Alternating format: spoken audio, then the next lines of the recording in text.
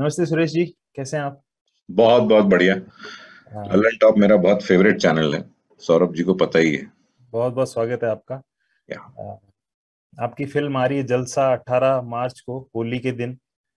होली के दिन जब लोग खुश हो रहे होंगे और रंग लगा रहे होंगे, तब उनको थोड़ा सा सीरियस कुछ जोन में जाने का एक कहता है ना कि दिन में होली खेलेंगे, शाम को देखेंगे तो कुछ उनको जो समाजी जटिलताएं और आसपास जो हो रहा है उसको लेके कुछ शौक सा मिलेगा, ऐसा कुछ प्रमोशन से लग रहा है कि लीक से हट के कुछ सोचने में मजबूर होंगे वो लोग।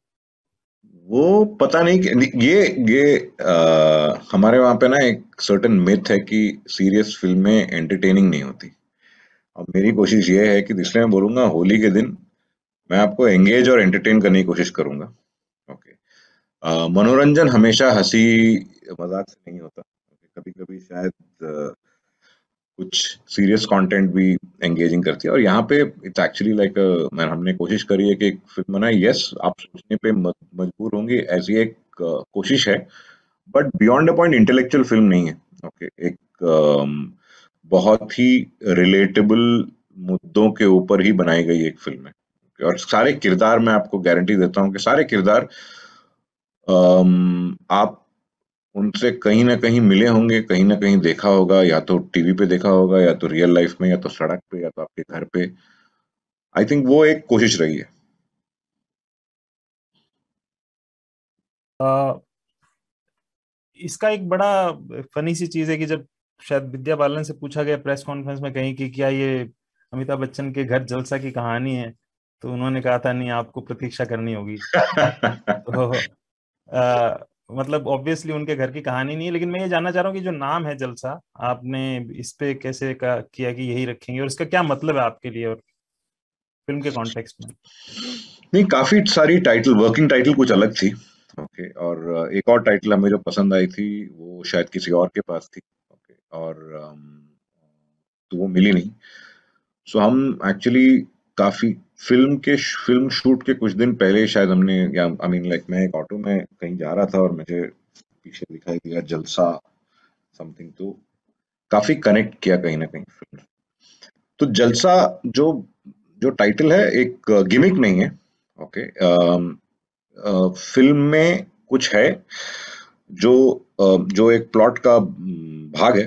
ओके। कहीं ना कहीं आपको समझ में आ जाए कि क्यों है इसका नाम, बट वो फिल्म देखने पे ही समझ आएगा। ओके। लेकिन कहीं ना कहीं अगर मैं आपको बताऊं कि जलसा क्यों,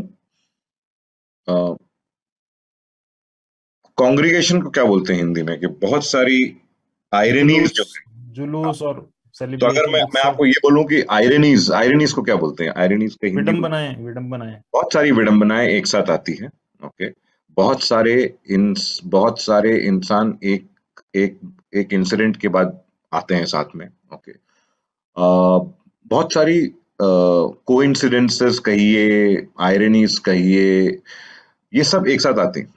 और मोर देन एनीथिंग एल्स मेरे लिए, क्योंकि इसमें अभिनय का एक जलसा है। Okay, वो मैं मैं शायद अपने डायरेक्टोरियल स्किल या राइटिंग स्किल या किसी और स्किल के बारे में बात नहीं करूंगा, लेकिन मैं इतना आपको जरूर कह सकता हूँ कि आप इसमें जो सारे किरदार हैं, मुख्यतः विद्या बालन और शेफाली, ओके, इनके अभिनय का आपको एक जलसा मिलेगा। ओके। ये फिल्म से बाहर, मैं टाइटल्स पे बहुत बिलीव भी करता हूँ, क्योंकि शायद क्योंकि मैं अभी भी एडवर्टाइजिंग में काफी एक्टिव हूँ। तो मुझे ये लगता है कि टाइटल्स आपको अगर या तो सोचने पे मजबूर कर दे, या तो आपके जबान पे आसानी से आ जाए, या कुछ एक मेमोरी छोड़ दे। ओके। तो मैं बिलीव करता हूँ उसमें। जैसे अब तुम्हारी सुलू भी दी थी उस समय, एक 2017 में, एक काफी 1970s की टाइटल थी वो, तुम्हारी सुलू। सो शायद वो भी एक आइडिया था। है इसमें एक रेलेवेंस है जलसा का, जब आप फिल्म देखेंगे तो डेफिनेटली समझ जाएंगे। जी। आ, सबसे एक इंटरेस्टिंग सवाल और जरूरी सवाल ये कि इसका उद्गम क्या था, जेनेसिस क्या था? तुम 2017 में तुम्हारी सुलू बनाने के बाद, ओके, वो मेरी पहली फिल्म थी, और मैं बहुत मिडिल क्लास फैमिली से आया हूँ। बचपन से तमन्ना थी कि एक फिल्म बनाऊं। कोई भी दूसरी फ़िल्म के सपने नहीं देखता है, हमेशा कोई पहली फ़िल्म के सपने देखते हैं कि यार एक फ़िल्म बन जाए, दूसरी फ़िल्म किसने देखा है?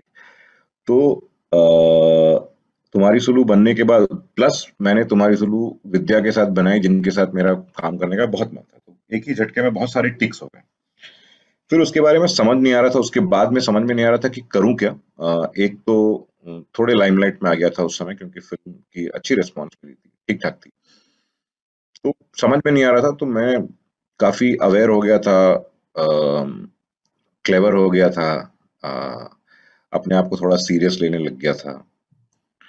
तब मुझे लगा ये तो डेंजर है। तो मैंने 1.5 साल मैंने कोई भी कलम नहीं उठाया मैंने, क्योंकि जो भी लिखी उस दौरान बहुत ही वाहियात लिखी थी। ओके। तो उसके बाद 1.5 साल मैंने कुछ नहीं करा, मैं वापस एडवर्टाइजिंग में चला गया, खुश। फिर कुछ कहानियां आने लगी दिमाग में कि अब क्या देन उसमें से मैं काफी सारे टू लाइनर्स में काम कर रहा था। उसमें से एक कहानी थी जो अटक गई थी। और यहाँ का एक और सत्य है कि हिंदी फिल्म इंडस्ट्री या कोई भी film industry, I think actors जब तक आप लॉक नहीं करते हो तो प्रोजेक्ट कहना मुझे अच्छा नहीं लगता, लेकिन किसी भी फिल्म का आगे बढ़ना ओके थोड़ा मुश्किल है। ओके। सो इसमें से ये एक आइडिया थी जो मुझे काफी टाइम से बॉदर कर रही थी। जब आपको कोई आइडिया बॉदर करता है तो आप उसे डील करना चाहते हो। उसमें से ये आइडिया आई थी, उसका उद्गम वहीं से हुआ था। कोई मुझे एक स्पेसिफिक चीज याद नहीं है, लेकिन मैं इतना क्लियर था कि मैं कुछ आई वांटेड टू डू एक ड्रामा करना चाहता था जिसमें थोड़ी थ्रिल हो। ओके। मुझे वो जॉनरा पसंद है। ओके। मुझे सो और ये भी मन था कि कुछ एक कंफर्ट जोन से अलग हटके करूं। ओके। ये आइडिया था, इसका रूप कुछ अलग था। ओके। फिर मैंने मेरे पास एक बहुत ही यंग राइटर है, प्रज्वल चंद्रशेखर, जिनकी पहली फिल्म है ये। ओके। वो मुझसे मिलने आए थे किसी सिलसिले में। हमारे एक और मित्र है जो मेरे एसोसिएट हैं, अमय गानू के साथ। और फिर हमने इस आइडिया पे काम करना शुरू किया। जब जब एक आइडिया एक रूप लेने लगता है तो आपको समझ में आता है कि क्या आपको इसमें सही मायने में इंटरेस्ट है। जब उसका पहला ड्राफ्ट आया तो इस ड्राफ्ट से काफी दूर है वो, लेकिन मुझे लगा कि कुछ तो है। एंड फिर मैं उस पर काम करता रहा। अ, एक फिर एक ड्राफ्ट बनने के बाद जहां मुझे लगा कि अच्छा लग रहा है, तो मैं अपने प्रोड्यूसर विक्रम मल्होत्रा, जिनके बिना ये फिल्म बनती नहीं, वो काफी एक्साइटेड थे इस आइडिया से लेकर के। फिर मैंने विद्या को अप्रोच किया, शेफाली को अप्रोच किया, फिर चल पड़ा। आप नहीं मुझे जान टोक दीजिए, हाँ मैं बीच बीच में यहाँ मैं नहीं भटक नहीं जाऊंगा। नहीं, भटकते नहीं, यही चाहिए अपने को, भटकाव ही चाहिए एक्चुअली। हम्म, गुड भटकाव चाहिए। एक मेरा सवाल ये था कि एक्चुअली बहुत सारी, जैसे आप ब्रिटिश या डेनिश या स्कैंडिनेवियन सीरीज वगैरह देखते हैं तो आपको आइडिया मिल जाता है कि ट्रेडिशनली जो आप देखते आए हैं कि एक 18 साल की लड़की को कार हिट करके चली गई है, इंडिया में भी ऐसे केसेस हुए हैं। और मान लीजिए ह्यूमन लेवल पे ऐसा कोई केस होता है तो हम जो विलन है वो दूर ढूंढने की कोशिश करते हैं, जो हम्म, ब्रिटिश या स्कैंडिनेवियन सीरीज है वो आसपास ही ढूंढने की कोशिश करती हैं। हम्म, तो ये जो ट्रेडिशनल वर्सेस जो इस तरीके का जो कहते हैं ना कि प्रोग्रेसिव एक सिलेक्शन है कि भाई हम एक रावण पकड़ें और उसको जला दें, उसके बजाय ये है कि हम अंदर अपने उसको देखें, अपने आसपास देखें, उसको बेटर करें, तो फिर इन कहानियों को देखने का कोई अर्थ है। तो आपके लिए इसका क्या, इसको देखने का क्या तरीका था? आप आसपास या दूर या बेसिकली, क्योंकि क्या है ना, कहानी जिस किसी ने कहा है कहानियां तो 5 या 7 ही होती है दुनिया में, हम घूम फिर के इंटरप्रिटेशन के लेवल पे कुछ जोड़ते घटाते हैं। तो आपका इंटरप्रिटेशन जो आप कहना चाह रहे थे कि मेरे को ये ऐसा कुछ करना है, मेरा मन है, मैं भी ऐसे देखता हूँ समाज को, वो क्या था? तो एक तो तो एडवर्टाइजिंग में कहावत है जो मुझे बहुत अच्छी लगती है कि या तो आप, जैसे कि आप बहुत लोगों के सामने एक ऑडिटोरियम में बैठे हैं, या तो आप उनसे कहें हंसिए। ओके। या तो आप एक जोक सुनाएं। तो मैं लैटर प्रेफर करता हूँ। क्यों? तो मैं किसी एक, क्योंकि बहुत पहले मुझे ये बात रियलाइज हो गई थी कि आप जो कहना चाहते हैं और आपकी एक्सपेक्टेड रिएक्शन जो है वो किस तरह एक इंसान को छूती है, वो बहुत आपके कंट्रोल में नहीं। और सिनेमा एक ऐसा मीडियम है जो एक पर्टिकुलर पॉइंट के बाद वो किसी निर्देशक, किसी अभिनेता या किसी राइटर का होता नहीं। इतना ज्यादा कंज्यूम्ड एक फॉर्म ऑफ आर्ट है ओके, कि आपके उसके ऊपर कंट्रोल नहीं रहता है। नाउ कमिंग बैक टू नजरिया, मैं मैं किसी एजेंडे को या मैं ये बताने के लिए नहीं करता हूं। मुझे लगता है कि बहुत सारे अनुभव और बहुत सारे जो चीजें आप पढ़ते हैं, जो आप देखते हैं, ओके, वो कहीं ना कहीं आपके दिमाग में ना एक उसका भी एक काई बन जाता है। कहीं ना कहीं आप उस काई को किसी तरह निकालने की कोशिश करते हैं, ओके, और वो बड़ा ही ऑर्गेनिक प्रोसेस होता है। जब आप लिखने बैठते हैं तो आपको समझ में आता है कि अरे हाँ, ये इस किरदार का बैकग्राउंड क्या है, तो वो आप आपने जितना अनुभव किया उतना ही आप खर्च करते हैं उसको। ओके, सो जैसे आपने कहा कि विलन्स, मैं मैं भी ब्लैक एंड व्हाइट विलन, जो मैं उस टाइप की फिल्में होती है मुझे पसंद आती है, मैं बनाऊंगा भी ऐसी फिल्में। लेकिन इस फिल्म के हिसाब से, ओके, यहाँ पे सभी ग्रे हैं, ओके, जैसे हम सब हैं, ओके। हमारे साइड कोई भी, आई डोंट थिंक सो, एक इंसान ऐसा होता है कि सुबह उठ के बोलता है चलो एक बुरा काम करते हैं, ओके। उसके दिमाग में वो एक अच्छा काम ही होता होगा जो भी कर रहा होगा वो, ओके। सो एक तो वो एक अप्रोच है। दूसरा, अवेयर अप्रोच से मैं काम करूंगा ना। मैंने वही आपसे कहा थोड़ी देर पहले कि सुलू के बाद जब मैं अवेयर हो गया था तो मुझे बहुत लोगों ने बोला कि अरे आप बहुत ही फेमिनिज्म की फिल्म बना रहे। मैंने ऐसा कुछ लिखा नहीं था, मैंने अपनी माँ के ऊपर लिखा था। आप लोगों ने बहुत सारी कुछ इंटरप्रेट करी, फिर मैंने अपने आप को सीरियसली लेने लगा। फिर मुझे लगा कि अब मुझे और चीजें कहनी पड़ेगी जिसके कारण मैं थोड़ा और महत्व पाऊं, और उससे बड़ा, I think that's the biggest trap you can fall into. और हम लोग बहुत आसानी से गिर सकते हैं, अपने आप को सुनने की आदत हो जाती है आफ्टर। सो इसमें भी आई थिंक है, नजरिया है जो मेरे ऑब्जर्वेशन है। जैसे आप एक जर्नलिस्ट हैं, आप, लेकिन आप बियॉन्ड ए जर्नलिस्ट, आप शायद लेखक भी होंगे, कवि भी होंगे, आपका एक नजरिया होगा, ओके। और वो जो अवेयर नजरिया है जो निकल जाता है, किसी एक फॉर्म में निकल जाता है, तो उसी तरह मैंने भी इसको अप्रोच किया। I hope I replied your question. जैसे मैं कई बार मेरे मन में आता है, जैसे मैं ड्राइव कर रहा हूँ तो दिमाग में चलता रहता है यार, अभी मान लो गलती से मेरी गाड़ी किसी को टक्कर मार दे। जैसे मैं अपने घर से खेत की तरफ जाता हूँ तो रास्ते पे, राजस्थान में ये मशहूर है कि सुबह सड़कों पे बहुत से जानवर कुचले हुए मिलते हैं, क्योंकि वो सड़क क्रॉस करने की कोशिश करते हैं और गाड़ियां तेजी से निकलती हैं। और वो, एक बार मैं जा रहा था तो कोई नेवले की फैमिली क्रॉस कर रही थी, और वो, मैं सड़क के एकदम क्लोज, एकदम से आए और गाड़ी के नीचे से वो, तो हम्म, पीछे, हालांकि मैं मुड़ के देखा तो वो दिखा नहीं, लेकिन कुछ मेरे को गाड़ी से टच हुआ ऐसा लगा था। हम्म, उस दिन मेरे दिमाग में आया कि यार, दो चीजें होती है, आप गाड़ी लेके निकलते हो, आपको नहीं पता आप पहुंचोगे उससे पहले एक्सीडेंट होगा या आराम से पहुंचोगे, चाहे आप कितने भी कुशल ड्राइवर हो। ऐसे में देखने के तरीके दो होते हैं, भीड़ पकड़ेगी आपको, मारेगी पीटेगी, और आप हो, आप देखोगे उस एंगल से कि यार मैंने तो कुछ गलत किया नहीं।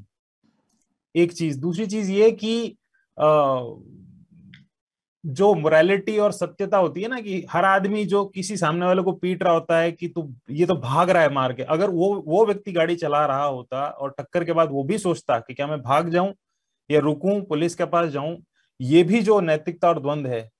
तो इस सब्जेक्ट पे फिल्म बनाते हुए क्या आपने कभी इस द्वंद या नैतिकता आपको छू के निकली है? क्योंकि मुझे तो ये छुई है कि अगर मैंने किसी दिन मेरी गाड़ी से हुआ तो मैं भाग जाऊंगा या पुलिस के पास जाऊंगा। तो मेटाफर है ये, हिट एंड रन जो है एक मेटाफर। अगर मैं ज्यादा फिलोसोफाइज नहीं करना चाहता, लेकिन फिर भी अगर मैं आपको बताऊं कि जैसे इस कहानी के हिसाब से एक एक एक्सीडेंट होती है और उसमें अकेला बहुत सारे लोग उस गाड़ी के नीचे आते हैं। अब फिजिकली या सोल या कुछ भी कह लें, ओके, बहुत सारे लोग आते हैं। Ethical dilemma has been one of the most sought out subjects, क्योंकि शायद आप from the time of Mahabharata देख लो, okay, right from any character out there, right from especially I think Bhishma Pitamah का जो कैरेक्टर है, एथिकल डिलेमा है, कहाँ रहूं मैं, किस साइड में रहूं, वो एक कहानी को जन्म देती है, ओके। यहाँ पे बहुत सारे लोग हैं, ओके, और सबकी जिंदगियों को एक एक्सीडेंट छू जाती है, ओके। और जैसे मैंने अभी कुछ दिन पहले कहा था कि कहानी हु डन इट से बियॉन्ड है, क्योंकि हु डन इट एक एस्पेक्ट है, ओके, लेकिन उससे बियॉन्ड करने की कोशिश करी है, ओके। और नैतिक, जैसे मैं उस दिन किसी को बता रहा था कि सुबह का टाइम है, संडे के दिन बम्बई बम्बई में क्या होता है कि ना, ट्रैफिक सिग्नल एक 6-7 बजे तक वो ब्लिंक करते रहते हैं। I think across all the cities होते हैं वो। तो आप सुबह एयरपोर्ट जा रहे हो तो आप देखते हो कि कोई रुकता नहीं है, सब निकलते जाते हैं। कभी कभी सुबह रेड सिग्नल भी रहता है, तब भी सुबह निकल जाते हैं। एक एक जजमेंट है। ओके, अब वो इंसान को जब तक फर्क नहीं पड़ेगा, ओके, तब तक उसको लगेगा कि क्या ही किया मैंने, खाली तो था, ट्रैफिक कोई था नहीं, मैं निकल गया। ओके, सो वो एक कांस्टेंट डिलेमा है। अगर हम उसको सीरियसली देखने जाए तो हर चीज में आपको मिलेगी वो बात। और मुझे लगता है कि as a topic in cinema बहुत सुपर सब्जेक्ट है एक्सप्लोर करने के लिए, क्योंकि आपको आपके किरदार को बहुत कुछ करने को मिलता है उस सिलसिले में।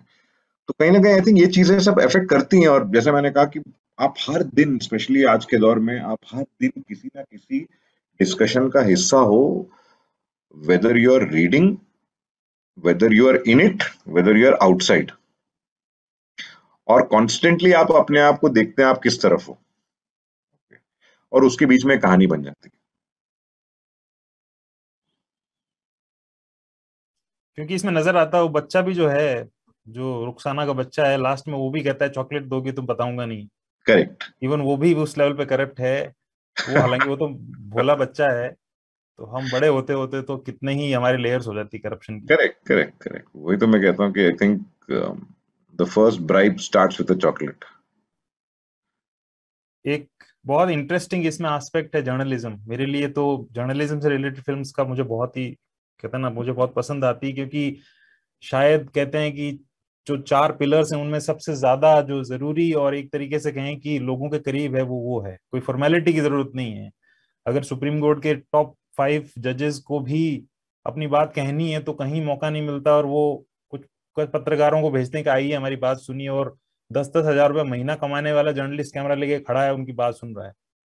ऐसे जजेस की बात सुन रहा है जो 4 लाख करोड़, 5 लाख करोड़ ये फैसले सुनाते हैं, जुर्माने ठोकते हैं। तो आप, कितनी प्यारी सी चीज है हमारी डेमोक्रेसी की। तो ऐसे में जर्नलिज्म जितना सही रहेगा देश में उतना ही ज्यादा हमको मजा आएगा। तो इस हिसाब से जो जर्नलिज्म पे फिल्म होती है बड़ा वो इंस्पायर करती है। तो इसमें मैं देखता हूँ कि विद्या बालन का कैरेक्टर है, वो शायद एक एक कहते हैं कि डिजिटल स्पेस का हेड है या टीवी का हेड है। हालांकि वो चूंकि वो बिलबोर्ड पे सब्सक्राइब बस लिखा है तो सब्सक्राइब जोड़ा जाता है सीधा डिजिटल से। हालांकि जितनी रिपोर्टिंग हुई है उसमें ये दिखाया गया है कि टेलीविजन चैनल की हेड है, तो दोनों में से कुछ भी हो सकता है। तो वो चला रही है और एक उसके यहाँ शायद इंटर्न लड़की है। हम्म। वो कहती है कि सत्य क्या है, क्या हाँ, हुआ था। हाँ, सवाल सही पूछ रही है, पुलिस वाले से पूछ रही है, विद्या से पूछ रही है, और वो बोल रही है कि तुम इससे आगे इसको परस्यू नहीं करोगी। तो कितना फैसिनेटिंग है कि नया इंटर्न आया है, वो जर्नलिस्ट ही बनने आया है, लेकिन जिस दिन विद्या तक बनेगी वो, तब तक जाते जाते उसको कितनी खाइयां पार करनी, करेगी नहीं करेगी, करप्ट होगी ईमानदार रहेगी, पता नहीं। हम्म। ये बड़ा फैसिनेटिंग है। ये इस पे आप बताइए, ये आपका क्या सोचना था इस पूरी चीज पे। जर्नलिज्म, जब मैं तो दो बात है, आई मीन, क्योंकि आप बचपन से लेकर, पहले तो स्कूल में बताया जाता था कि हर दिन अखबार पढ़ो। उस समय पढ़ने का मन नहीं होता था। अब वो टाइम है कि अब लोग कह रहे हैं कि अखबार नीचे रखो, आप आप पढ़ रहे हैं। Okay, so I am very fascinated. ये जो दुनिया है जर्नलिज्म की, मैं बहुत फैसिनेटेड हूँ। ओके, ये इसमें एक एक एक एक पार्ट है, सब कुछ नहीं है। ओके, विद्या बालन का जो कैरेक्टर, और आपने ट्रेलर आई थिंक 2-3 बार या बहुत बार देखी है, करेक्ट पकड़ा है आपने। ये शी वो एक डिजिटल न्यूज पोर्टल चलाती हैं अपने पार्टनर के साथ, जिसका नाम है WRD। ओके, एक, मैं जैसे बोलता हूँ कि एक सेल्फ राइचियस एडिटर है। ओके, और एक एक ऐसी कैरेक्टर है जिसको आप सी थ्रू नहीं कर पाते। मुझे क्या बहुत ही अच्छा लगता है जर्नलिस्ट के बारे में, बहुत सारे जर्नलिस्ट के बारे में, कि आप, जो अच्छे जर्नलिस्ट होते हैं, आप उनको सी थ्रू नहीं कर पाते। आप समझ नहीं पाते कि उनके चेहरे पे क्या है, सोच क्या रहे हैं, बोलेंगे क्या। आपके सौरभ द्विवेदी को देख लो। सौरभ द्विवेदी के चेहरे पे कांस्टेंट एक मुस्कान है। वो, लेकिन वो क्या सोच रहे होते, जैसे मैं उनसे बात करूंगा कुछ और सोच के कुछ और जवाब आएगा उनका। Okay, so I like these तो जर्नलिज्म का एक, तो वो दुनिया मुझे पसंद है। उसका एक ऑफ कोर्स एक महत्व है फिल्म की कहानी में भी, ओके। लेकिन फिल्म सिर्फ वही बात नहीं है, सिर्फ वही नहीं है, क्योंकि उसका ना तो मैं एक्सपर्ट हूँ, वो एक पहलू है, ओके, जो एक अगेन जैसे मैंने कहा कि एथिकल डिलेमा का एक बहुत ही इम्पोर्टेंट पहलू है वो, ओके। जब फिल्म देखेंगे तो हम एक बार और बात करेंगे इसके बारे में, ओके। आप बताइएगा, आप बहुत आई थिंक कंप्लेंट आएंगे या अच्छे लगेंगे, बुरा लगेंगे कि अरे यार इन्होंने क्या समझा जर्नलिज्म की दुनिया, वो सब होगा, बट मेरे लिए एक इंसान है, उसका एक प्रोफेशन है। हर किरदार का चार चार पहलू होते हैं, एक पर्सनल लाइफ, एक प्रोफेशनल लाइफ, एक प्राइवेट लाइफ और एक सोशल लाइफ। इन चारों के बीच में ये कहानी घूमती है। तो जब भी आप एक कैरेक्टर लिखते हैं तो आप उनको एक प्रोफेशनल एंगल देते हैं, ओके। यहाँ पे जर्नलिज्म का है, ओके। और फिर क्या क्या होता है इस इन तो कहानी इन चारों तरफ जाती है, पर्सनल प्राइवेट प्रोफेशनल सब सभी तरफ घूमती है। एंड वो डिलेमा है, तो जर्नलिज्म का एक एक एक इम्पोर्टेंट रोल है, सब कुछ नहीं कहूंगा। हाँ बिल्कुल सही बात है। अ, मुझे आप ये बताइए कि जैसे बहुत सारे मतलब बहुत लंबी चौड़ी टीम होती है, फिल्म बनाते हो आप, बहुत सारे डिपार्टमेंट्स होते हैं, मतलब अगर अगर ना देखें तो अप्रत्यक्ष और प्रत्यक्ष रूप से तकरीबन लाखों लोग जुड़े होते हैं एक प्रोजेक्ट से। छोटी छोटी बुनाई से लेके छोटा छोटा प्रोडक्शन डिजाइन हो रहा है, तो उसमें छोटा छोटा कोई पलस्तर कर रहा है, कोई लकड़ी का काम कर रहा है। आप फिर भी 100 200 300 400 लोगों को मैनेज करते हो, कई महीनों तक करते हो। ऊपर से एक्टर्स होते हैं जो आपसे क्रिएटिव क्वेश्चंस पूछ रहे होते हैं, उनके अपने ईगोज भी होते हैं, उनके अपने लक्ष्य भी होते हैं कि मेरे को इससे क्या मिल रहा है। और आपका अपना भी एक, आपको भी अपना सपना बचाना है कि मैं जो बनाना चाहता हूँ वो बन जाए। तो आप बेसिकली सब लोग अपने अपने उसमें क्रिएटिवली अपने अपने हिस्से का खींचने की कोशिश कर रहे होते हैं। तो डायरेक्टर का मेन काम होता है कि सबको साथ ले जाना, मैनेज करते हुए प्यार से। और ये सबसे बड़ी ट्रिक है शायद, मुझे ऐसा लगता है। आपकी ट्रिक क्या है, इतने वर्षों में आपने क्या होन की है फिल्म एड फिल्म मेकिंग में, कि ह्यूमन बींग्स को मैं कैसे मैनेज करूं, मेरा क्या स्टाइल है, हंस के बात करके या कैसे उसकी सबकी बात सुनना, फिर उनको प्यार से बताना कि नहीं हम ऐसा कर सकते हैं। तो एक सिंगल सिंगल ट्रिक आपकी क्या है जिसपे आपका पूरा काम डिपेंड करता है एज अ क्रिएटिव पर्सन? ये बहुत ही इंटरेस्टिंग सवाल है, क्योंकि ये हम लोग अक्सर बात करते हैं जब, क्योंकि अपने अपने टीम मेंबर्स में बात करते हैं कि डायरेक्टर और उसका रेलेवेंस, और एक तो झाड़ पे चढ़ा के रखते हैं कि कैप्टन ऑफ द शिप है, ओके। ये बड़ा ही एस्केपिस्ट रूट है। नहीं नहीं, आप तो कैप्टन ऑफ द शिप हो, ओके। अब शिप अगर पानी में है कि या एंकर में, वो पता नहीं ना। आप तो खड़े शिप में भी, एंकर्ड शिप में भी आप कैप्टन हो सकते हो, उसका कोई महत्व नहीं होता है। आई थिंक वो शिप जब पानी में उतरेगी और बहुत सारे वेव्स के बीच में जाएगी, तब तब समझ में आएगा कि कैप्टन ऑफ द शिप है, या इसका कुछ रोल है, या कुछ कर भी रहा है, कि ऑटोमेटेड चल रहा है, क्या चल रहा है। रिगार्डिंग मेरी शैली जो है, मैं अपने आप को अगर क्योंकि वही मैं बोल रहा हूँ कि ये मेरी दूसरी फीचर फिल्म है। एड फिल्में मैंने बहुत करी है और करता रहूंगा। मुझे ना अभी भी गजेंद्र, मे बी बिकॉज मैं एक छोटे शहर से, रांची से आया हुआ एक लड़का हूँ, जो जो बम्बई में कुछ कर रहा हूँ एंड ऑल ऑफ दैट। मुझे अभी भी मैं जब एक सेट पे जाता हूँ हर दिन, और मुझे लगता है कि ये 200 लोग खड़े हैं मेरी वाहियात बात सुनने के लिए, ओके, और वो कर भी देंगे, ओके। It is humbling. मैं अपने कार से उतरता हूँ या कहीं से उतरता हूँ तो चार लोग आते हैं, यहाँ से आते हैं, वहां से आते हैं, मुझे ले जाते हैं। फिर उसके बाद वहां पे दिग्गज एक्टर्स होते हैं, वो खड़े होते हैं कि ये कुछ बोलेगा और फिर हम उनको फॉलो करेंगे। ना मैं फिल्म स्कूल ग्रेजुएट हूँ, वहां पे टेक्नीशियंस हैं जो फिल्म स्कूल से पढ़े हुए हैं, मेरे कैमरामैन रहते हैं या जो जो भी हैं, ओके। उन सबको तो कांस्टेंट एक, आई थिंक आई मुझे मुझे तो ये बड़ा आई गेट हम्बल्ड। मुझे लगता है कि इससे ज्यादा रिस्पॉन्सिबिलिटी वाला शायद ही कुछ है। And you have to be not responsibility में जॉब पीपल, क्योंकि सारी तारीफ तो या तो एक्टर लेके जाएंगे या तो डायरेक्टर लेके जाता है, कभी कभी प्रोड्यूसर को भी नहीं मिलता, या बुरी होगी तो डायरेक्टर को बहुत ज्यादा मिलता है। लेकिन अगर अच्छी होती है तो वो तो इसलिए मैं हमेशा अपने एंड क्रेडिट्स में लिखता हूँ film bye Suresh Triveni and team, and मैं जेन्युइनली बिलीव करता हूँ उसमें। मेरा फॉर्मूला या मेरा क्या मुझे नहीं पता, बट मैं ये डेफिनेटली मानता हूं कि अगर कोई आपको अपने 2.5 महीने दे रहा है या 8 महीने दे रहा है, प्री प्रॉड से लेकर के पोस्ट तक दे रहा है, या शूट के दौरान 2.5 महीने दे रहा है, या 40 दिन दे रहा है। आई थिंक जितना वो घर पे बैठ के कुछ भी कर सकता है, पंखा देख सकता है। लेकिन अगर वो अपना टाइम दे रहा है, मत दे रहा है, तो आई think the least you can be is respect their time and be polite.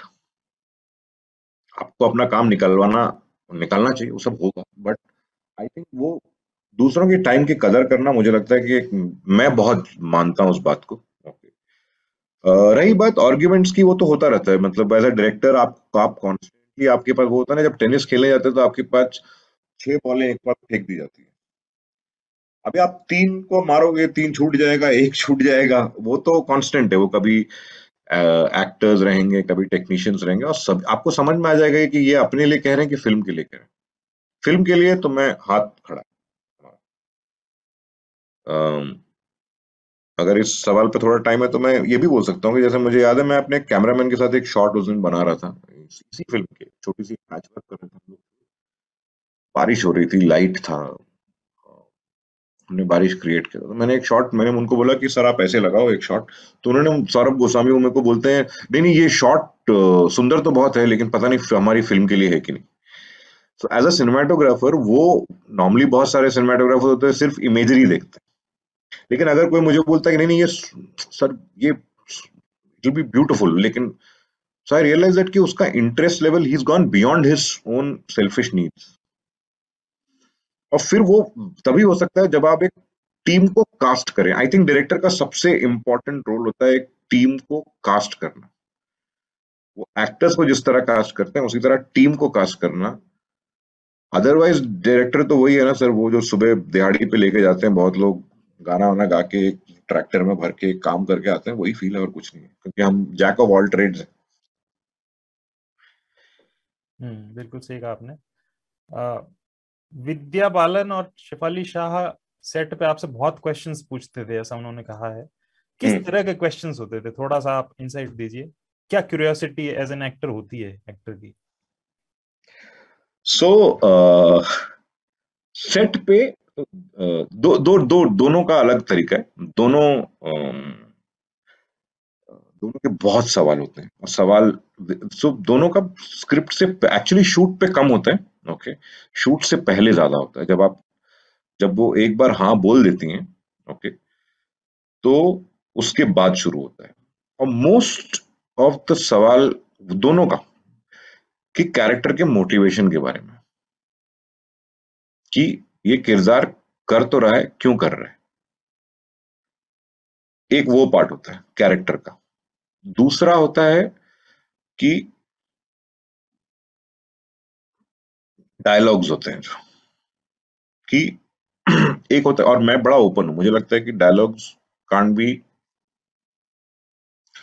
जब तक एक किरदार के मुंह से निकलेगा नहीं ना, आपको समझ में नहीं आएगा कि वो डायलॉग काम कर रहा है कि नहीं कर रहा है।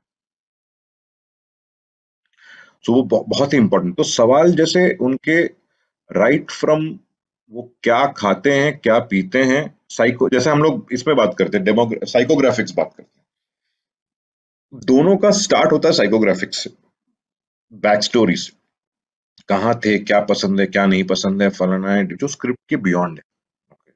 आई थिंक वो भी अराइव करना चाहते हैं अपने कैरेक्टर की तरफ। फिर आता है सेट पे। जैसे विद्या सेट पे काफी कम सवाल पूछती है। विद्या जब आती है फाइनली, वो एग्री, मतलब वो एक एक पॉइंट पे आकर के, फिर सेट पे जो हमने एग्री किया उस पे करेंगे। Okay.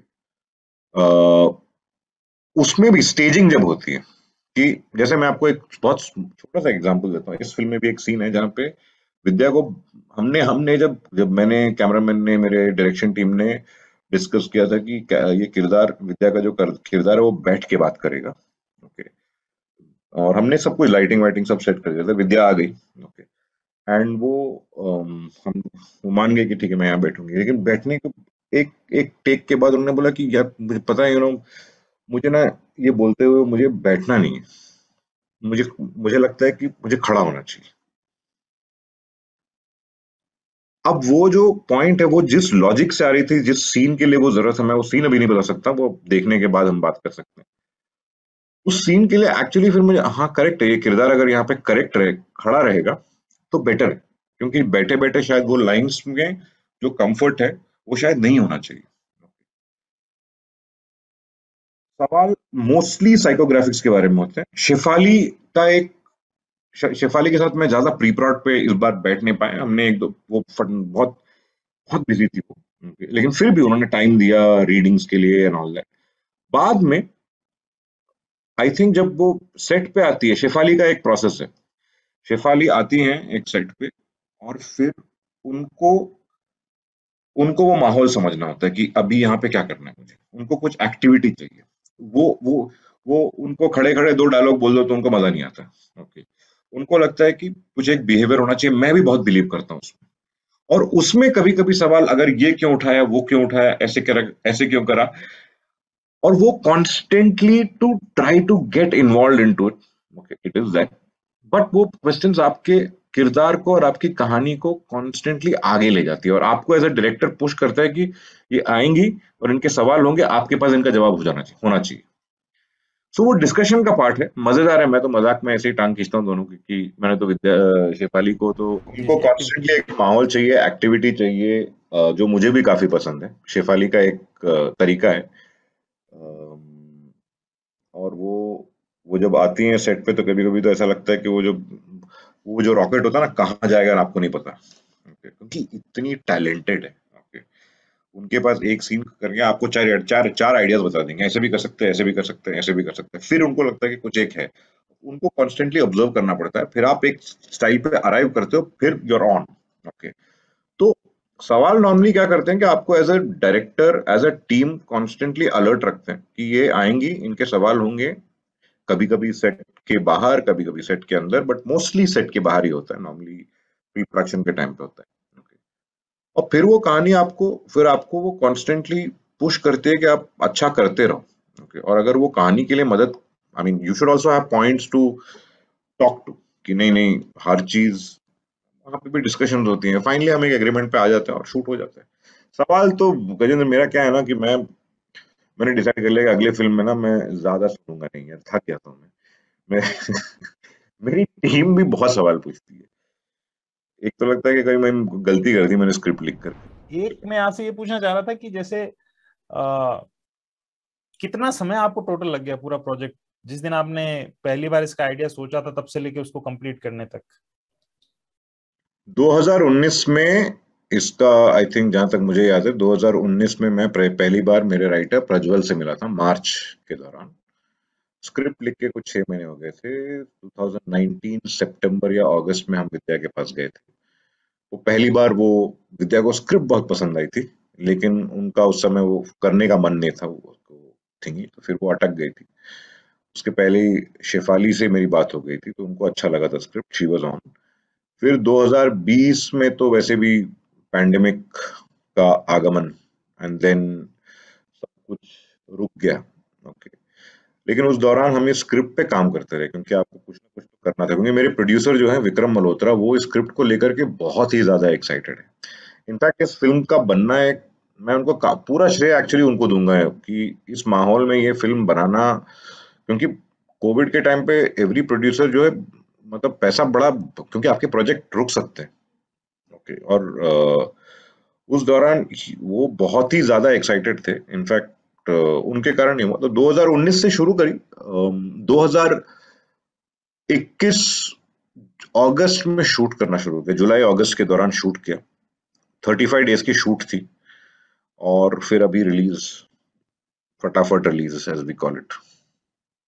प्रोड्यूसर साहब किस स्टोरी के किस एस्पेक्ट या प्रोजेक्ट के किस एस्पेक्ट को लेके बहुत फैसिनेटेड थे? मतलब इतना आमतौर पर प्रोड्यूसर्स पैसे के टर्म्स में सोचते हैं, कहानी के टर्म्स में, या प्रोजेक्ट को लेके जो एक्साइटमेंट होता है वो वैसा नहीं होता जैसा आप बता रहे हैं। तो उनको क्या फैसिनेट कर रहा था बहुत ज्यादा?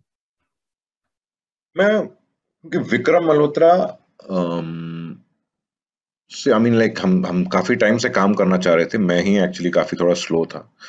भूषण जी तो ऑलरेडी, आई मीन लाइक, हमने तुम्हारी सुलू बनाई थी उनके साथ, तो वो तो ऑलवेज थे टू बैक इट।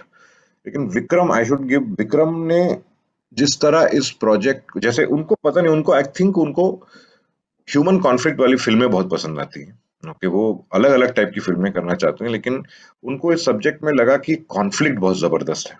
ओके, और वो उसको बैक कर रहे थे। इनफैक्ट कभी भी उन्होंने हमेशा मुझसे कहा कि पैसे के बारे में मत सोचो सुरेश, मैं जेन्युइनली बोल रहा हूँ, मैं आप बनाओ, और आप अपनी पूरी ऑनेस्टी से बनाओ। आप, क्योंकि मैं भी इसमें को प्रोड्यूसर हूँ इसमें, लेकिन उन्होंने वही मुझसे कहा कि तुमने जैसे ही विद्या और शेफाली लॉक हो गई, और आई मीन उनका भी विद्या के साथ रिलेशन, वो कहानी, शकुंतला, सब में प्रोड्यूसर वो थे। स्टूडियो कहानी के टाइम पे वो स्टूडियो में, I mean like he was in Viacom. Okay, so तब उनका एक रिश्ता है ही, प्लस उन्होंने शकुंतला और शेरनी करी थी उनके साथ। okay.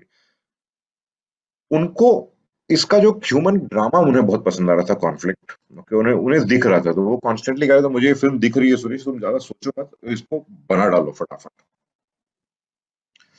तो उन्हीं का, आई वुड से, उनका एक करेज था कि उनका, मैं हमेशा कहता हूँ कि आपके पास विजन हो सकता है, लेकिन अगर आपको उसकी बैकिंग नहीं मिलेगी ना, तो उस विजन का कोई काम नहीं। आप कहीं ना कहीं जाकर के गिर जाओगे। तो उनका बैकिंग बहुत जबरदस्त था। और फिर amazon prime got into the picture. उन्होंने भी जिस तरह इसको सपोर्ट किया है, least interfere, actually no interference. और मुझे जो बनाने को, मैं इसमें कह नहीं सकता कि अरे ये वो वाली फिल्म है जो एक्चुअली मैं बनाना चाहता था ऐसे, लेकिन ऐसा ऐसा कुछ भी नहीं है। अच्छा तो हमारा, बुरा तो मेरा। इसमें ये एक सवाल ये हमेशा रहता है कि आपने पहली बार जैसे इसको इमेजिन किया था कि ये फिल्म मैं इसको ऐसे देख रहा हूँ, वहां से लेके फिल्म बार बार चेंज होती है, एडिटिंग टेबल पे बदलती है, आप शूट कर रहे हैं तब बदलती है, आज जब ये बन के रेडी है तब कितनी अलग बनी है या कितनी हूबहू वैसी ही बनी है जैसा आपने इमेजिन की थी? इंटेंट जो था वो हूबहू है, कि जो मुझे जो जिस चीज का इंटेंट था कि ये कहना है, ओके, कैसे कहना है, वो कांस्टेंट एवोल्यूशन है।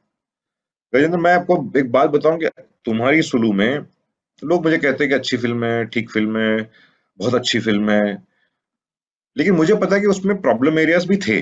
ओके, जिसको मैंने डील नहीं करे थे। जो कभी कभी क्या होता है कि आपको पता है वो दिख रहा है, लेकिन आप अपने फियर को कन्फ्रंट नहीं करते। तो आप कहते नहीं नहीं मैं एडिट में देख लूंगा, नहीं नहीं नहीं वो मतलब वो हो जाएगा, वो ऐसा ही है, वैसा ही कैरेक्टर करेगा, लेकिन आपको एज ए निर्देशक पता होता है कि यहाँ कहीं शायद इम्प्रूवमेंट की गुंजाइश थी। इसमें मैंने क्या करा था कि मैंने बोला कि जितने फियर्स है ना, वो सारे कन्फ्रंट करते हैं। तो मैंने कोशिश करी है कि जितने सारे, अब ऐसा नहीं है कि फुल प्रूफ है या सब कुछ ही, एक एक चीज जो है सब, आप कभी भी किसी चीज को परफेक्ट नहीं बना सकते।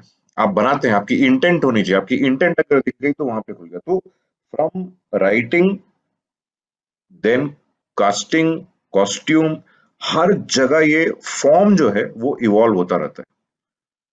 एडिटिंग में भी, क्योंकि मेरे जो एडिटर हैं वो बहुत ही बेहतरीन, कपूर एंड सन्स उन्होंने एडिट करी है, तुम्हारी सलू एडिट करी है, शिव पाणिकर नाम है उनका, कमाल के एडिटर है। ओके, और रूथलेस है। ओके, और आप कभी कभी आपको आपका ईगो बाहर रख के आना पड़ेगा। ओके, फिर आप बैठोगे उसके अंदर एडिट रूम। मैं एडिट रूम को कन्फेशन बॉक्स बोलता हूँ। और वहां पे भी उसका एक रूप होता है कि कभी कभी आपको लगता है कि अगर ये डायलॉग वही बात कर रहा है जो आपको दिखा भी रहा है, ओके, तो फिर वो पॉइंटलेस है। और तो वो एक फॉर्म का एवोल्यूशन है, लेकिन इंटेंट वही है। इंटेंट जो जो चाहिए था फ्रॉम अ कहानी की, ये मुझे बोलना था, वो उसमें शायद, personally speaking, I think I am convinced. आपके काम में एक ह्यूमर एक बहुत बड़ा एस्पेक्ट हमेशा रहा है, इस फिल्म से पहले तक तुम्हारी सुलू में था। हम्म। जितनी एड फिल्म्स आपने बनाई है, जैसे मुझे वो याद आती है, आपने एक खाना खाना पकाने वाला तेल, उसका धारा का ऐड था जिसमें दामाद जी और खाइए, वो वाला था। और हाँ। उसमें फिर वो मतलब वो शुरू में समझ नहीं आ रहा था कि जा कहाँ रहा है, लास्ट में फिर टैंग आता है, ट्वैंग आता है, तो फिर उसे समझ में आता है कि अरे हाँ, कि दामाद जी को हम्म। सासू कौन है जो इतना कम खिलाती है, तो तेल ये ध्यान रखता है, तो वो हो गया। फिर वो बिस्किट वाला एक ऐड था जिसमें राजेंद्र गुप्ता जी थे। और हाँ हाँ, तो करेक्ट। ये पहला प्रोजेक्ट है जिसमें ह्यूमर नहीं है और ये थोड़ा सा सीरियस हो रहा है। और जब तुम्हारी सुलू आई थी तो बहुत से लोगों ने आपको कंपेयर किया था ऋषिकेश मुखर्जी की फिल्मों की याद आप दिलाते हैं। और आज संयोग से मतलब मार्च में ही आनंद रिलीज हुई थी, आज से कोई 51 साल पहले, तो आज उस पे भी कुछ हम कर रहे हैं स्टोरी। तो ह्यूमर आगे कितना रहने वाला है, और इस फिल्म में ब्रेक लेने से क्या आपको थोड़ा डिफरेंट लग रहा है कि यार इस बार मैं अलग जोन में हूँ, या? ह्यूमर इमोशन का एक पार्ट है, राइट? इसमें भी मैं नहीं बोलूंगा लाफ आउट लाउड नहीं है, लेकिन आप एक दो चीज देखेंगे आपको हंसी मुस्कान आएगी। ओके, मैं एक्चुअली मेरी ब्रेड एंड बटर एडवर्टाइजिंग में ह्यूमर से ही चलती है। मौका मौका मेरा पहला एक बहुत बड़ा एक सक्सेसफुल कैंपेन था, पहला वाला। फिर भी मैं करता रहा ह्यूमर में, मुझे अच्छा भी लगता है करना, क्योंकि बहुत मुश्किल है ह्यूमर करना, बहुत ही ज्यादा। ओके, और ह्यूमर एक पर्सनालिटी का एक्सटेंशन लगता है। मेरी वाली ह्यूमर मैं कर सकता हूँ, किसी और की ह्यूमर कोई और कर सकता है। तो बट वो आप सोच के नहीं चल सकते कि अब भी चलो एक फनी फिल्म बनाते, फिर आप प्रोजेक्ट बनाओगे। इमोशन, मुझे overall I like to work with emotion, और इसमें भी कुछ कुछ है, कुछ एरियाज हैं जो, क्योंकि वो पर्सनालिटी का पार्ट है। मुझे मेरी ऑब्जर्व मेरी मेरा दुनिया देखने का नजरिया ऐसा है। तो आएंगे एक दो एरियाज आएंगे जहां पे आपको लगेगा कि एक्चुअली आप देखे होंगे कि वो भी एक पार्ट ऑफ सटायर ही है, जहां पे वो बोलती है कि हमारी बेटी भी तो 3 बजे रात को घूम रही थी, तो ठोक देने का। ओके, तो या इस फिल्म में शायद या स्कोप कम है तुम्हारी सुलू को सोचते हुए। और Rishikesh Mukherjee and all of that, I can't even, वो सब, मतलब 47 फिल्में बनाई, 47 या 48 फिल्में बनाई हैं उन्होंने। और एक के बाद एक चैंपियन फिल्में बनाई हैं। हम यहाँ पे एक फिल्म बना चुके हैं, तुम्हारी सुलू, वो भी एक, या वो वर्ल्ड से इंस्पायर्ड थी। Okay, लेकिन I mean long long long way to go. Anand is one of my favourite films. Genius he was. आपके जर्नी कितनी लंबी रही? फिल्म स्कूल आप नहीं गए, फिर आप एड फिल्म मेकिंग से आपने सीखा। आपकी पैदाइश शायद पलक्कड़ की है, और फिर आप रांची में पले बड़े, फिर बॉम्बे आए, लंबा स्ट्रगल। इतने बरस, कितने बरस का स्ट्रगल रहा है, और आपको चलाया किस चीज ने है? एक वो सिंगल एक फलसफा क्या है जिसने आपको चलाया कि फिल्म मेकिंग का स्कूल नहीं गया तो क्या मैं ऐसे सीखूंगा, ऐसे करूंगा, बनाना तो है मुझे, यहाँ तक पहुंचना है, ये बाधा आ रही है फिर भी सोच रहे कि नहीं ये कर लूंगा, पहुंचना तो है, वो क्या है?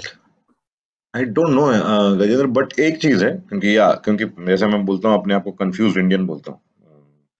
मलयाली हूँ, तमिल भी बोल लेता हूँ, रांची की पैदाइश है, पब्लिक सेक्टर वाली जिंदगी देखी है, हेवी इंजीनियरिंग कॉर्पोरेशन। रांची में मेरे पापा एक स्टेनोग्राफर थे, ASDF सेमीकोलन LKJ में वाली जिंदगी थी उनकी। The quick brown fox jumps right over the lazy dog, और शॉर्ट हैंड वाली जिंदगी देखी है मैंने उनकी। वहां से इंटर का इंटर में फेल हो गया अनफॉर्चुनेटली। फिर उसके बाद पापा को बड़ी उम्मीद थी कि मैं कुछ करूंगा, लेकिन जब जैसे ही इंटर फेल हो गया तो शायद वो भी काफी हताश हो गए थे। मैं अच्छा स्टूडेंट था, लेकिन कहीं कुछ भटक गया था इंटर के दौरान। Okay. फिर lost my dad very early, 17 की उम्र में, when I was 17 18 I lost him. I think मुझे सबसे ज्यादा एक्साइट किया था, मुझे मुझे क्या लगता था कि जो पिक्चर में सबसे लास्ट जिसका नाम आता है वो सबसे इंपॉर्टेंट है। मेरी पुरानी मेमोरी में अगर मैं झांक के देखूं तो पहले क्या होता था, डायरेक्टर का नाम मेरा बड़ा बड़ा आता था, मनमोहन देसाई और ये वो, ऑल ऑफ दैट। फिर फिर टाइम आया मणिरत्नम का, मणिरत्नम फिल्म, रेड अंडरलाइन और छोटे फॉन्ट में। मुझे वो भी अच्छा लगा, मतलब ये भी काफी इंटरेस्टिंग है मणिरत्नम फिल्म, मतलब इनका छाप है इसमें। राम गोपाल वर्मा फिल्म। तो मुझे लगा कि ये आई थिंक ईगो ही आपको, क्योंकि आप अपने आप को इम्पोर्टेंटली लेते हो, आपको लगता है नहीं यार, ये सबसे इम्पोर्टेंट आदमी का नाम आता है एंड में, यही बनना चाहिए। ओके, तो वहां से शायद बीज था। फिर स्कूल जा नहीं पाया क्योंकि हालात ऐसे नहीं थे। फिर मैं मार्केटिंग और सेल्स की time, school of marketing Delhi में, दरियागंज में था। तो पेंटेक्स K1000 कैमरा लेकर के मैं चांदनी चौक में गलियों में घूमता था और फोटो लेता था। ओके, फिर सर्विसिंग का नौकरी किया, बहुत कुछ करा। लेकिन एक ड्राइव था मुझे, एक पता नहीं लगता था कि नहीं यार मुझे बनानी है फिल्म, अगर फिल्म देख के समझ सकता हूँ तो शायद बना भी सकता हूँ।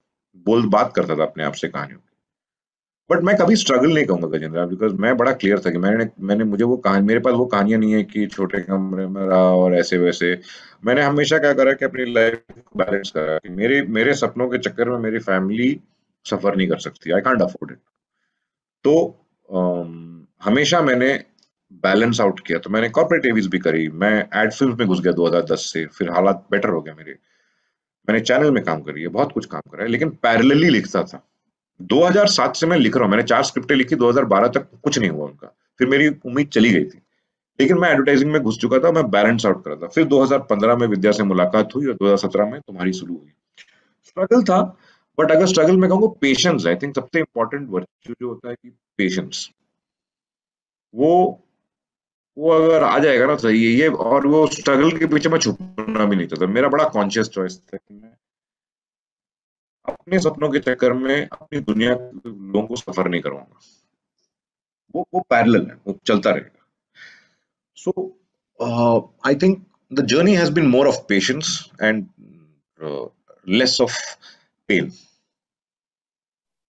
18 मार्च को अमेजोन पे फिल्म आ रही है। फिल्म आए उसके बाद हम एक और बात करेंगे फिल्म की सीन्स पे और मेकिंग पे, मजा आएगा। और उम्मीद है कि जलसा को लेके जैसा बज है, जो एक पॉजिटिव सा एक्सपेक्टेशन है कि थोड़ी जटिल होगी, लेयर्ड होगी, और जैसा आप कह रहे हैं कि जो रियलिस्टिक सा एक अलग कहता है ना मजा देखने को मिलेगा। सिनेमा वाले की भाषा में अगर कहूँ तो मजा हंसी मजाक नहीं है, वो एक सीरियस चीज भी उसके लिए मजा है, जो उसके दिमाग को थोड़ा सा उसमें थोड़ा सा सहलाए, उसको दिमाग को अंदर से सोचने में मजबूर करे। तो जलसा का हम इंतजार कर रहे हैं और उसके बाद बात करते हैं। आपका बहुत बहुत शुक्रिया बातचीत करने के लिए। होपफुली थैंक्स गजेंद्र, बहुत मजा आया बात करके आपसे, बहुत मजा आया।